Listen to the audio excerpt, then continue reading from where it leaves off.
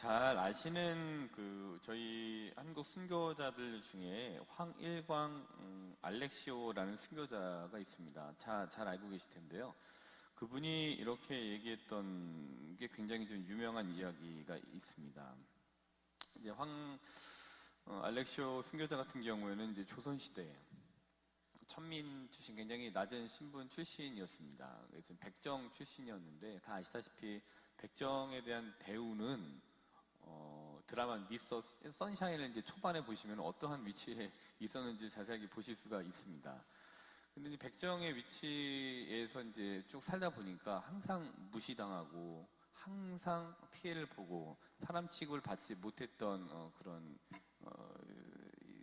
시대적인 그 신분 세계에서 그러니까 부모에 의해서 그냥 자연스럽게 이렇게 내려진 그거 이제 그걸 가지고 살아가게 되는 거죠. 근데 이제 이 황 알레시오가 이제 천주교 신자가 됐습니다. 천주교 신자가 돼서 이제 교우촌으로 이제 숨어들어서 이제 거기에서 생활을 하게 됐습니다. 교우라는 건 이제 다 아시다시피 이제 믿음의 뭐 이런 뜻인 거잖아요. 근데 이제 그 당시에 교우라고 했던 그 단어는 이게 좀 자세히 보면은 그런 것 같아요. 굉장히 저희가 지금 생각하는 우리 같은 신자지 이런 것과는 전혀 다른 의미였던 것 같아요. 왜냐하면 앞서 말씀드린 바와 같이 신분이 굉장히 신분사회였잖아요. 계급제였고 더 뚜렷한 훨씬. 근데 거기에서 이제 딱 계급이 쭉 나눠져 있는데 계급과는 상관없이 하느님을 믿는다는 이유로 그를 교우라고 불렀다라는 거는 믿음의 벗, 나의 친구이고 나의 형제요 나의 자매요라고 불렀던 거는 저희가 지금 듣고 있는 우린 같은 신자지라고 하는 것과는 전혀 다른 그런 거를 띄었을 겁니다. 근데 교우촌에 천주교 신자가 되고 교우촌에 들어갔더니 그 백정 출신의 황 알렉시오를 양반도 있었을 거고 자기보다 신분이 높았던 사람도 분명히 있었는데도 불구하고 교우라고 부르고 형제로 부르고 굉장히 동등하게 이제 대우해줬던 것에 대한 감동이 이제 있었던 거죠. 거기에 이제 큰 영향을 아마 받았을 것 같아요. 근데 이제 결국엔 교우촌에 살다가 이제 잡히게 되고 이제 감옥에 갇히게 되죠. 그러자 이제 관원들이 배교를 해라라고 강요를 이제 하게 됩니다. 그때 황 알렉시오가 이런 얘기를 했다는 것이 다 알고 있는 굉장히 유명한 말이 있습니다. 그때 관원들의 그 말에 이렇게 대답을 합니다. 나에게는 천국이 두 개가 있다. 하나는 내가 지금 아직 가지 못했지만 이제 내가 이제 이 삶 너머로 갔을 때 이제 내가 이르게 될 곳이 한 군데가 있고, 두 번째로는 지금 여기가 나에게 천국이다라고 이제 이렇게 얘기했다는 얘기를 너무 잘 알고 계실 겁니다. 그래서 앞서 말씀드린 바와 같이 자기가 그렇게 백정 출신의 신분으로 굉장히 온갖 멸시와 무시를 당하면서 살았는데 신자가 되고 교우촌에 들어가서 같이 살다 보니까 내가 굉장히 동등한 위치의 사람으로서의 인간으로서의 대접을 받게 됐다. 그래서 나는 이제 그런 대접을 받아보고 이렇게 살았기 때문에 죽어도 여한이 없다라고 하면서 이제 순교하게 된 이야기. 이렇게 잘 알고 계실 겁니다. 두 개의 천국이 있다라고 증언한 이 황일관 알레시오 순교자의 말 속에서 두 가지 정도를 그냥 생각해 볼 수 있는 것 같습니다. 각자 한번 생각해 보시고 저는 이렇게 봤습니다. 첫 번째는 일치이고 두 번째로는 이제 친교이다. 그러니까 하느님 안에서 애쓰고자 하는, 하나 되고자 애쓰고자 하는 일치가 거기 말에 있었던 것 같고, 두 번째로는 하느님 안에서 이루고자 했던 동등한 친교의 의미를 이제 얘기해 주는 것 같습니다. 황일광 알레시오 순교자가 목숨을 바치면서까지 하느님을 배반하지 않았던 이유는 교우 공동체가 보여주었던 모습 때문이었죠. 그 안에서 이제 일치하려고 하고, 물론 다르지만 다른 사람들이 모여서 교우라는 한 테두리 이거 안에서 하느님 안에서 뭔가 다르지만 일치를 이루려고 하는 모습을 봤던 거고, 또한 신분에 상관없이 친교를 나누고자 했던 모습에 감동해서 순교회까지 이제 이르게 됨. 그러니까 저희는 지금 이거를 글로 읽고 제가 읽었던 거를 또 제 소화해서 드리는 말씀을 드렸는데, 그걸 듣고 느꼈던 것과는 전혀 다른 거고, 저희가 느끼는 강도와 이 사람이 지금 그거를 그렇게 느꼈던 강도와는 전혀 다를 겁니다. 그래서 지금 내가 생각하는 강도보다 훨씬 센 강도로 이 감동했던 사람, 그래서 이제 순교까지 이루었다고 한번 생각을 해봐야 되는 것 같아요. 근데 이런 모습은 저희가 비단 성경에 나오는 이들의 모습과 크게 다르지 않는 것 같은데, 루카복음도 한번 저희가 찾아보면은 루카복음 13장 10절부터 17절, 13장 10절부터 17절을 보면은 등 굽은 여자를 안식일에 고쳐두시다라고 되어져 있는 부분입니다. 이 본문인데, 또 안식일에 고쳐졌어요. 안식일의 의미는 지금 저희가 생각하는 안식일과 강도가 전혀 다를 겁니다. 그리고 여기서 등이 굽었다라는 얘기는 죄인이다라고 하는 그 낙인이 찍혀져 있어서 이 황 알렉시오가 살았던 그 세계에서의 신분 사회처럼 죄를 지었던 여인으로 찍혀진 것들은 둘이 비슷하게 굉장히 많은 제약들을 가지고 좀 따가운 시선 속에서 살아가게 됐을 겁니다. 근데 안식일에 예수님 덕분에, 예수님 때문에 속박에서 풀려나게 됩니다. 근데 화물광이 교우천에서 받았던 그런 감동과 이 죄인이었던 본인을 그것도 안식일에 욕을 먹어가면서까지도 고쳐주었던 예수님을 바라봤던 마음은 크게 다르지 않고 비슷했을 거라고 예상이 좀 됩니다. 예수님께서 보여주신 모습에 했을 등 굽은 여인, 치유된 여인, 이 여인은 화물광과 같은 마음으로, 황 알렉시오 순교자 같은 마음으로 예수님의 추종자가 되지 않았을까, 이렇게 생각해 볼 수 있는 것 같아요. 예수님의 손, 예수님의 발, 또 예수님의 눈, 예수님의 입은 과연 이 여인을 어떻게 변화시켰는가, 우리가 한번 생각해 볼 부분인 것 같습니다. 오늘 이제 복음에 보시면은 내가 생명의 빵이다 6장, 또 그 옆에 또 쭉 보시면은 이런 얘기들이 오늘 나와요. 나는 생명의 빵이다.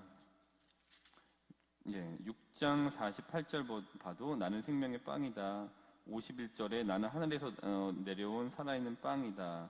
뭐 이런 말씀들이 또 이렇게 같이 되어져 있습니다. 또 6장 33절에 보시면은 하느님의 빵은 하늘에서 내려와 세상에 생명을 주는 빵이다. 또 선생님 그 빵을 늘 저희에게 주십시오. 이렇게 쭉 이어집니다. 6장은 주로 생명의 빵에 대한 이야기로 이루어져 있습니다. 근데 생명의 빵이라고 한다면 우리가 성체를 모신다는 건데, 성체를 모신다라는 거는 이거 같아요.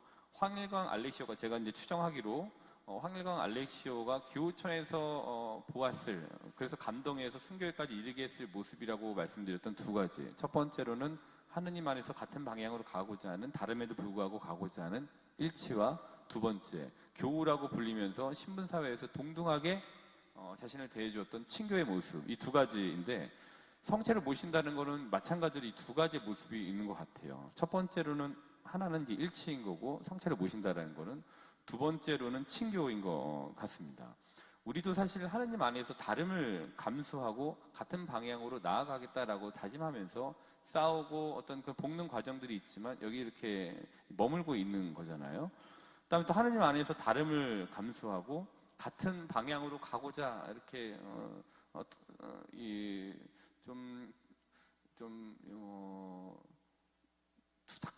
투닥이라고 해야 되나? 하여튼 투닥거리면서 이렇게 친교를 이루겠다는 지향을 가지고 또 이렇게 나가죠. 성체를 모신다라는 그런 것 같아요.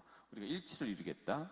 두 번째로는 그래도 우리가 여기 안에서 다르지만 내가 친교를 이루어서 한번 같이 가보겠다라는 게 성체를 모신다라는 거의 의미인 것 같습니다. 우리가 성체를, 황일광 알렉시오는 그 교우들의 모습을 통해서 또 다른 형태의 성체를 모셨다고 봐요. 예수님의 모습. 그리고 거기 안에서 있었던 여러 가지 교우들을 통해서, 교우 공동체에서 받았던 감동이 예수님의 몸처럼 그에게 또 다른 형태로 성체를 모신 것과 같았다고 생각이 듭니다. 그리고 오늘 말씀드렸던 루카복음에 나와 있던 등 굽은 여인을 안식일에 고치시다에서의 등 굽은 여인 역시도 예수님의 모습과 그 치유를 통해서 우리가 직접적으로 빵이 아니라 그 모습을 통해서 그 성체를 또 이렇게 모셨다라고 이제 볼 수 있는 것 같습니다. 두 가지는 일치와 친교라고 하는 공통점이 있었던 것 같습니다. 십자가에 못 박혀서 이제 돌아가신 우리 예수님 같은 경우에는 우리가 사실 예수님 십자가에 못 박히셨기 때문에 손과 발을 사용할 수 없다 볼 수 있습니다. 그래서 우리가 그분의 손과 발이 되어드릴 필요가 있는 거죠. 그래서 아빌라의 성 데레사가 이런 얘기를 합니다. 그리스도는 몸이 없지만 당신은 가지고 있다. 그리고 그리스도는 손이 없지만 당신은 가지고 있다. 그리고 그리스도는 발이 없지만 당신은 가지고 있다. 당신의 눈을 통해서 그리스도의 자비로운 눈이 세상을 바라본다. 또 당신의 발로 그리스도는 좋은 일을 하러 나간다. 당신의 손으로 그리스도는 축복을 준다. 그러니까 우리 예수님께서 십자가에 달리셨기 때문에 우리가 필요하다라고 생각한다면 우리의 몸이 무언가를 대체할 수 있게 되는 거고요. 또 우리의 손이 이제 무언가를 할 수 있는 좋은 도구가 되는 거고, 우리의 발 역시도 무언가를 할 수 있는 좋은 방향으로 갈 수 있게 하는 거죠. 우리의 입, 야고보서 3장 9절부터 10절 한번 가볼까요? 우리의 입.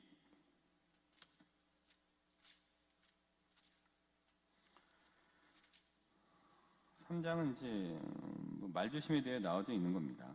우리는 이 혀로 주님이신 아버지를 찬미하기도 하고 또 이 혀로 하느님과 비슷하게 창조된 사람들을 저주하기도 합니다. 그래서 우리의 입, 어떤 입으로 쓰이고 있는가 생각해 볼 수 있게 만들어주는 성경 구절인 것 같고요. 또 우리의 손에 대해서는 루카복음 13장 13절.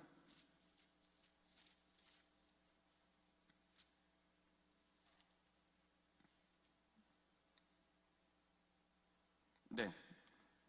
이거 제가 아까 말씀드렸던 거죠. 그 여자에게 손을 얹으셨다. 그러자 그 여자가 즉시 똑바로 일어서서 하느님을 찬양하였다. 그래서 우리의 손 과연 어떻게 쓰이고 있는가? 또 우리의 발, 로마서 10장 15절입니다.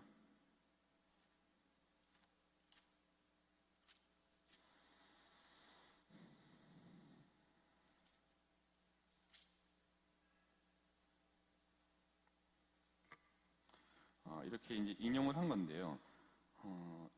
이는 성경에 기록된 대로입니다. 기쁜 소식을 전하는 이들의 발이 얼마나 아름다운가. 우리 발은 어떤 소식을 전하기 위해서 가고 있습니까? 라는 거 한번 생각해 볼 수 있게 되는 것 같아요. 그래서 저는 아빌라의 성 데레사 요 글을 보고 아침에 좀 많이 좀 생각을 해보게 됐습니다. 다시 한번 읽어드리면은 그리스도는 몸이 없지만 당신은 가지고 있다. 그리스도는 손이 없지만 당신은 가지고 있다. 그리스도는 발이 없지만 당신은 가지고 있다. 당신의 눈을 통해서 그리스도의 자비로운 눈이 세상을 바라본다. 당신의 발로 그리스도는 좋은 일을 하러 나간다. 또 당신의 손으로 그리스도는 축복을 준다. 이런 것 같아요. 예수님께서 인간으로 오셨다는 것 자체가, 이렇게 강생하셨다는 것 자체가 하나님께서는 우리를 통해서 역사를 하고자 원하신다라는 것을 아주 강력하게 그 메시지를 던져주신 거라고 봅니다. 우리의 몸, 우리의 손, 우리의 발, 우리의 입을 통해서 여기 안에서 무언가를 계획하신 바를 역사하고자 하신다는 것, 우리가 좀 기억하면 좋을 것 같습니다. 오늘 하루 우리가 성체를 모신다는 것의 의미를 황일강 알렉시오와 또 등구분 여인과 또 성 아빌라의 성 데레사의 이 글을 통해서 다시 한번 돌아보면 좋을 것 같습니다. 우리의 눈, 또 우리의 입, 우리의 발이 성체를 모신 이후의 삶을 일치와 친교로 이끌어 주시는 예수님의 도구임을 기억하면서 오늘 미사를 정성껏 봉헌하도록 합시다.